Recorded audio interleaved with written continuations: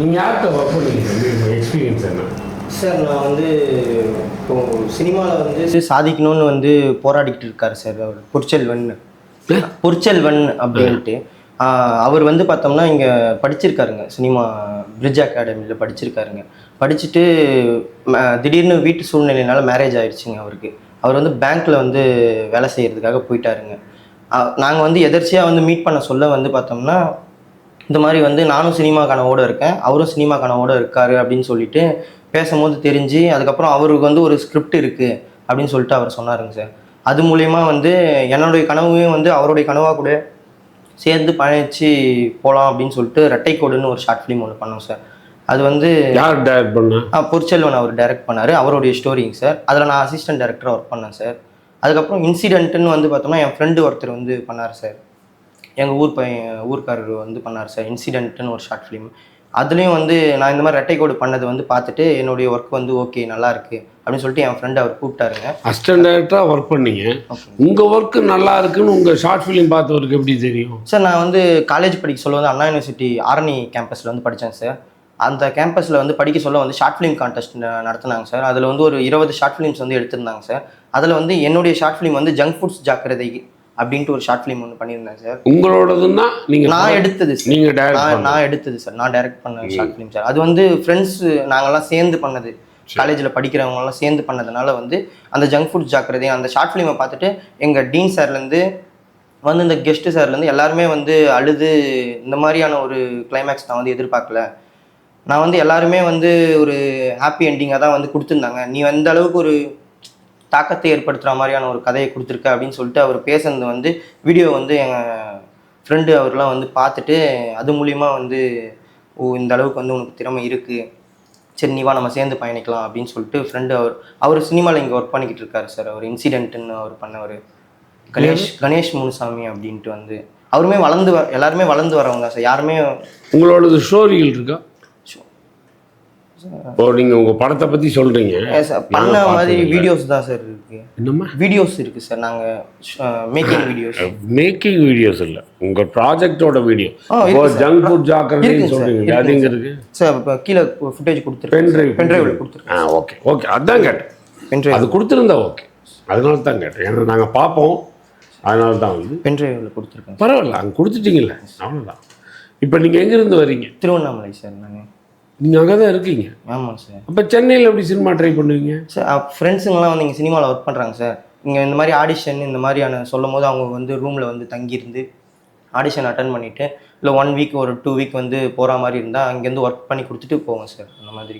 ஏன் சென்னையிலே இல்லை சார்? வீட்டு சூழ்நிலை சார், வீட்டுக்காக வந்து வேலைக்கு போகணும் அப்படின்னு சொல்லிட்டு அதனால சார். பட் சினிமா ஆக்சுவலாக 1 இயர் வந்து சென்னையில் இருந்தேன் சார். நான் வீட்டுக்கு தெரியாமல் வந்து வேலையில் இருக்கேன் அப்படின்னு சொல்லிட்டு சென்னையில் வந்து டிப்ளமோ படிச்சுட்டு வந்து இங்கே சென்னையில் வாய்ப்பு தேடிக்கிட்டு இருந்தேன். எங்கே டிப்ளமோ பண்ணீங்க? வேலூரில் பண்ணேன் சார். வேலூர் வெங்கடேஸ்வரா பாலிடெக்னிக் காலேஜில் வந்து மெக்கானிக்கல் இன்ஜினியரிங் பண்ணிட்டு இருக்கேன். பண்ணிவிட்டு இங்கே ஒரு 1 இயர் வந்து சினிமா வாய்ப்பு தேடிக்கிட்டு இருந்தேன் சார். சரியான வாய்ப்பு கிடைக்கலைங்க. வீட்டு சூழ்நிலை, அப்பாவுக்கு உடம்பு சரியில்லை, அதனால் வந்து திருப்பி போயிட்டு வீட்டை பார்த்துக்கணும். இங்கேயே ஏதாவது வேலைகளை பார்த்துட்டு குடும்பத்துக்கு காசு கொடுத்துடலாம்ல சார்? கிடைக்கலைங்க சார் அதுக்கான. சரி, அப்புறம் வந்து வீட்டில் அம்மா வந்து என்ன சொன்னாங்க, நீ பிஇ பண்ணு, இங்கே சரியான வந்து சம்பளம் கிடைக்காது அப்படின்ட்டு பிஇ பண்ணேன் சார். அதனால தான் சார் அண்ணா யூனிவர்சிட்டி காலேஜில் நான் நல்ல மார்க் எடுத்திருந்ததுனால டிப்ளமோவில் அண்ணா யூனிவர்சிட்டிலேயே கேம்பஸில் கிடச்சிச்சிங்க. சரி, அப்படியே கவர்மெண்ட்லேருந்து படிச்சுட்டு இப்போது அப்படியே வேலை செஞ்சுக்கிட்டு இருக்கேன் சார். வேலை செஞ்சுக்கிட்டு கவர்மெண்ட் வேலையா? இல்லை, கவர்மெண்ட் வேலையில் இல்லைங்க சார். கவர்மெண்ட் காலேஜில் படிச்சு வேலை செய்யுங்க, கார் கம்பெனியில் வேலை செஞ்சுட்ருக்கேன் சார். ஏன்னா சினிமா ட்ரை பண்ணுற நீங்கள் இன்னொரு இடத்துல இருந்து ட்ரை பண்ணால் இது என்னைக்கு கிடைக்கும்னு தெரியாது. இல்லை, புரியுதுங்க சார். சினிமா என்னுடைய ஃபுல் இதுவுமே சினிமா ஃபோக்கஸ் தான் சார். இல்லை, கரெக்டு. இப்போ நான் உங்கள் குடும்ப சூழ்நிலைக்காக நீங்கள் வேலை செய்கிறீங்கன்னு சொல்கிறீங்கல்ல, இந்த டபுள் ஆசோலேஷன் இருக்கிற வாய்ப்பு கிடைச்சிச்சுன்னா கண்டிப்பாக வந்து தெரிஞ்சுக்கோங்களேன். இப்போ நீங்களும் நானும் பேசுகிறதுக்கு 40 வருஷம் ஆயிருக்கு எனக்கு. கண்டிப்பாக சார். ஓகே, 86 வந்தேன். புரியுதுங்க. 2026 தான் உங்கள்கிட்ட பேசுகிற வாய்ப்பு கிடைச்சிருக்கு. புரியுதுங்க சார். இந்த 40 வருஷத்தில் ஏதோ வேலைக்கு கூப்பிட்டாங்க, எவ்வளோ பிரச்சனை, எல்லாத்தையும் விட்டடிச்சிட்டு சினிமாவே வாழ்க்கைன்னு இருக்கேன். இப்போ எங்கள் அம்மா இறந்து போயிட்டாங்க. அன்றைக்கி நான் ப்ரொடக்ஷன் மேனேஜராக ஒர்க் பண்ணுறேன். எங்கள் டைரக்டர் வந்து நான் வரலன்னா ஷூட்டிங்கே போக மாட்டார், அவ்வளோ மரியாதை வச்சுருந்தார். இப்போ எங்கள் அம்மா இறந்து போன அன்னைக்கு வரல 1.5 மாதம் அவர் ஷூட்டிங்கே போகல. அம்மா சீரியஸாக இருந்தாங்க, நான் ஊர்லேயே இருந்துட்டேன். அம்மா இறந்து போய் டெட் பாடியை கொண்டாந்து வீட்டில் வைக்கிறேன். அவர் ஃபோன் பண்ணுறாரு, நாளைக்கு நம்ம ஷூட்டிங் போகலன்னா நம்மகிட்ட ஃபுட்டேஜில் சன் டிவியில் வந்து ப்ராஜெக்ட் நிறுத்திடுவாங்க, உங்கள் பொசிஷன் எப்படி அப்படின்னு. அதாவது நீ வரலன்னா நான் ஷூட்டிங் போடல, ப்ராஜெக்ட் போனால் போட்டுப்பேன். அப்படி மரியாதை வச்சு இயக்குனருக்கு எங்கள் அம்மாவோட டெட் பாடியை வச்சுக்கிட்டே நான் வந்து சேலத்தில் உட்காந்து மெட்ராஸுக்கு karate Hussaini, Mounika, location, lights எல்லாத்துக்கும் ப்ரோக்ராம் பண்ணுறேன். ஊரே என்னை திட்டுது, எத்த தாய் போனமாக கிடக்குறா, உனக்கு என்னடா சினிமான்னு. செத்து போன எங்கள் அம்மா வராது, ஆனால் என் சினிமா என்னை காப்பாற்று, நான் சினிமாவில் சின்சியராக இருக்கேன்னு எங்கள் அம்மாவோட ஆத்மாவுக்கு தெரியும்னு சொன்னேன். இது சரி, இதே மாதிரி நீங்களும் இருக்குன்னு நான் சொல்ல வரல. புரியுது. பட் சினிமாவை இப்படி நேசித்தா மட்டும்தான் சினிமா உங்களுக்கு ஏதாவது ஒரு இடத்த கொடுக்கும். குடும்ப சூழ்நிலை, என் பிரச்சனை, நான் இது நான் அது, யாராவது கூப்பிட்டு எனக்கு வேலையை கன்ஃபார்ம் பண்ணுங்க நான் வரேன், அது எவ்வளோ தூரம் உங்களுக்கு சினிமா சாத்தியப்படுத்தும்னு தெரில. ஆயுசுக்கும் இந்த கனவுகளோடையே நீங்கள் போயிடுவீங்க. சினிமாவில் கஷ்டப்படாமல் ஒரு மனிதனை வந்து சினிமா கை கொடுத்ததா நான் பார்க்கல. உங்கள் வயசு உதாரணம் சிவகார்த்திகேயன். கண்டிப்பாக சார். அந்த தம்பி வந்து ஆங்கராக வரும்போது எங்கிட்ட சில பேர் வந்து கேட்டிருக்காங்க, அந்த ஷோ நான் பார்க்கவே இல்லை. அது இது எதுன்னது ஒரு ஷோ, ஏதோ ஒரு கிராமம், அந்த ஊர்லேருந்து ஒரு பொண்ணு எங்கிட்ட கேட்குது, அந்த சிவகார்த்திகேயனோட ஃபோன் நம்பர் கிடைக்குமான்னு. யார் அவருன்னு கேட்குறேன். நான் சினிமாவில் இருக்கேன், எனக்கு தெரியல, நான் அந்த மாதிரி ஷோஸ் பார்க்குறதில்ல, எனக்கு தெரில. ஆனால் அப்போவே அவர் அது ஆரம்பித்த புதுசு.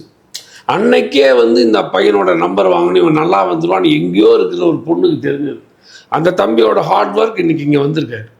நேற்று வந்து இன்றைக்கி அவர் ஜெயிச்சிடல. அப்போ நீங்கள் உங்கள் கஷ்டத்தை சொல்லிட்டு எங்கேயோ இருந்துட்டீங்கன்னா, உங்களுக்கு 1000 திறமைகள் இருந்தாலும் சினிமா எப்படி வாய்ப்பு கிடைக்கும்? இப்போ நான் ரெஃபர் பண்ணிட்டேன், நீங்கள் என் கம்பெனிக்கு வந்துட்டீங்க, அப்ளிகேஷன் கொடுத்துட்டீங்க, நான் இதை வச்சுக்கிட்டு உங்களோட ஸ்டோரியில் பார்க்குறேன், நீங்கள் சொன்ன மாதிரி சீஃப் கெஸ்ட்டுகள்லாம் அழுத மாதிரி நாங்களும் அழுகுறோம், எங்களுக்கெல்லாம் பிடிச்சிருச்சு, உங்களை நாங்கள் ரெஃபர் பண்ணுறோம், நீங்கள் வேலையை விட்டு வரணும், அந்த வேலையை விட்டு தூக்கிட்டு உங்கள் குடும்பம் கஷ்டத்தில் ஆகிடுன்றீங்க. எப்படி சொல்கிறது? ரட்ட குதிரை சவாரி சினிமாவுக்கு சரிப்படுமா? முடியாது. யோசிச்சுக்கோங்க. இது வந்து அட்வைஸ் கிடையாது, ஒரு மூத்தவனாக ஒரு கருத்து அனுபவத்தை ஷேர் பண்ணிக்கிறேன். அதனால் நான் உங்களை வந்து ஆர்டர் பண்ணுறவனோ தவறாக கைட் பண்ணலாம் எடுத்துக்க மாட்டேன் சார். இல்லை மச்சான், எதையுமே வந்து நான் அந்த மாதிரி ஒரு கண்ணோட்டம் இல்லை சொல்கிறேன் நான். ஏன்னா சில பேர்த்துக்கு வந்து உங்களுக்கு என்னங்க தெரியும் எங்கள் கஷ்டம், எங்கள் கஷ்டம் உங்களுக்கு புரியாதுங்க நான் சொன்னா. அப்படிலாம் இல்லை சார், கஷ்டப்படாமல் வந்தால் அது நிலைக்காதுன்னு சொல்லுவாங்க சார். கண்டிப்பாக அந்த டைலாக்கை போலிங்க. டைலாக் நீங்கள் இப்போது ஹேர் கட் பண்ணணுன்னா பார்பர் ஷாப்புக்கு தான் போகணும் இல்லையா? நீங்கள் ஸ்டிச்சிங் பண்ணால் டெய்லர் ஷாப்புக்கு தான் போகணும். கண்டிப்பாக. சினிமாவில் டைரக்டர் ஆகணும்னா நீங்கள் சென்னையில் தான் இருக்கணும். கண்டிப்பாக. ரொம்ப சிம்பிள். ஓகேங்களா? தயவு செஞ்சு அதுக்கான முயற்சியை பாருங்கள். கண்டிப்பாக சார். ஆமாம், எனக்கு இதுக்கப்புறம் உங்களுக்கு என்ன சொல்கிறதுன்னு எனக்கு தெரியல. ஏன்னா வந்து இப்போ நான் உங்களை எப்படி செலக்ட் பண்ணுறதா என்னன்னு எனக்கு புரியல.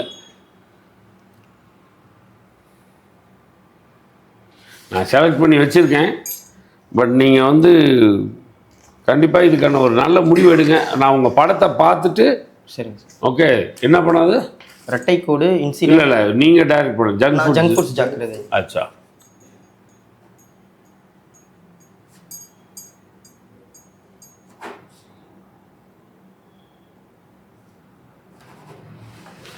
இதை கீழே ஆண்டனி சார் இருப்பார், அவர்கிட்ட கொடுத்துருங்க.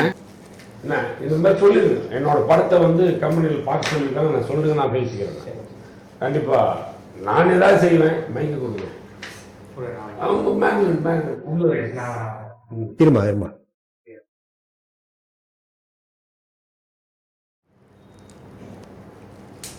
நீங்கள் தான் நல்ல முடிவு எடுங்க. உங்கள் திறமையை பார்த்துட்டு உங்களுக்கு கால் வரும், உங்கள் படம் பார்த்துட்டு கால் வரும். நாளைக்கே கூப்பிடாதீங்க. ஆமாம், அதுக்கான வேலைகள்லாம் இருக்குது, அதை ப்ராசஸ் பண்ணி பார்த்துட்டு தான் கூப்பிடுவோம்.